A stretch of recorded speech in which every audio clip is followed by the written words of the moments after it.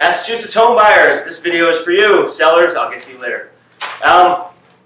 So I've been a buyer's agent for a good dozen years. I've spent at least half of my time working with buyers, and we are in very challenging times. I've been having a lot of conversations both with clients as well as other agents about just techniques to make it through and be successful on the buyer side of transactions when there are literally almost no inventory, buyers everywhere, tons of competition, bidding wars everywhere. It's very frustrating. A lot of people are sort of running away from the market, tearing their hair out, and the fact of the matter is, first of all, I don't have that much hair left to tear out, and second of all, there are ways to get through this. So, let's start at the beginning.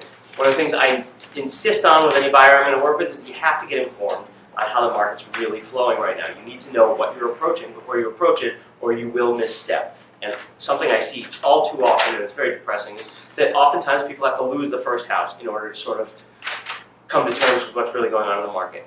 It doesn't have to be that way. We can look at statistics. Here's some statistics. In Beverly, Massachusetts, in the last 90 days, the average home is selling for 101% of its list price.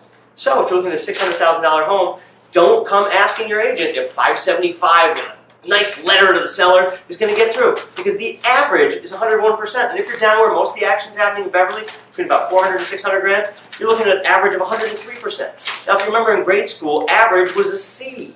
That was not the valedictorian. That was not the person knocking it out of the park and getting a big job out of high school. That is the average. You don't want to be average if you want this home to raise your family and start building your equity. So you need to be looking at what the market really is. And if the average is 103%, you need to be going considerably above that if you actually want to get the home. Second, you need to be fully cocked and ready before you even show up there. The fact of the matter is most homes go on market Monday or Tuesday, Wednesday. They have a couple open houses on Thursday, Friday, Saturday, and by Monday or Tuesday, offers are due. You need to be ready to look good to a seller by the time they need offers due in less than a week, probably a few days from the time it goes on market. That means you need a reliable lender that looks good to the seller. This is not optimizing the best rate you can find at some online wackadoodle gym's mortgageatorium. This is not going to look like anything to a seller. You need to look impressive to them. You need to use someone that they're going to recognize so that their agent is going to refer yours to them to the top of the pile and say, this is a lender I recognize. These are people who have their stuff together. Third, you need to act fast. Listen, things go on very quickly, and if you can get to them before even the open house, sometimes you can make a good impression, sometimes you can get some information, but as soon as they get inundated with everybody else that's pouring over the place that shows up to the open houses and starts asking questions, it all turns into a blur to them. Don't be a blur. Get in touch with your agent immediately. Text them at 6 in the morning when you see that listing pop on, or 1:30 at night, because those are the last two that I dealt with this morning, 6:15, and last night at 1:30 a.m., dealing with people who are looking at properties. They need to get in quickly. The sooner they can get to me, the sooner I can reach out to the listing agent and find out whatever we can, because there might be some we can find out that they will cancel the open house for if we can get them what they're looking for. Act fast. Let's see. Home inspections. Listen, I know you want a home inspection. I want a G4. Unfortunately, I don't have the leverage to get one, and neither do you in this market. The fact of the matter is, in most cases, there are competing offers that are not going to have a home inspection contingency. Well, you want to know something about the condition of the property before you buy it, right? Here's an idea.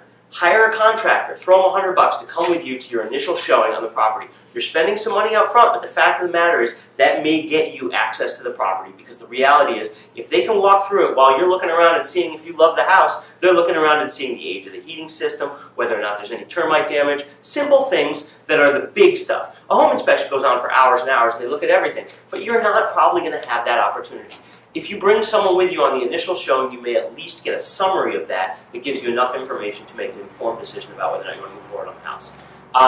There's another thing I like to call appraisal insurance, which is that many properties, because they have so many competing offers, the offers are going way above asking, and a lot of those are being curtailed by a mortgage appraisal. The appraisal is going to determine what they think the fair market value of the property is, and that may be less than the accepted offer.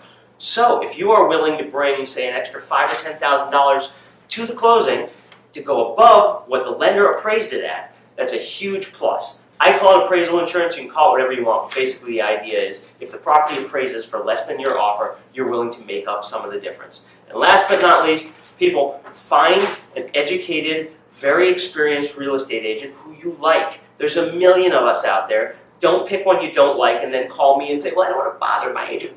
If you don't want to bother your agent, you're working with the wrong agent. And if you don't like me, fire me. This is your process. There's a whole lot of experienced agents out there, and unfortunately a lot of people in this kind of market are using their cousin's friend who has a real estate license. Listen, if your kid's sick, you're not going to take him to your cousin's friend who took a couple medical classes in college. You're going to take him to the best doctor you can. Find a real estate agent who does this 9 days a week who you trust. There's a lot of pitfalls you can run into. You may only get one shot at this. You need a professional to help you through it if you're going to be successful on the buyer side in this kind of market. That's all. Feel free to give me a call anytime.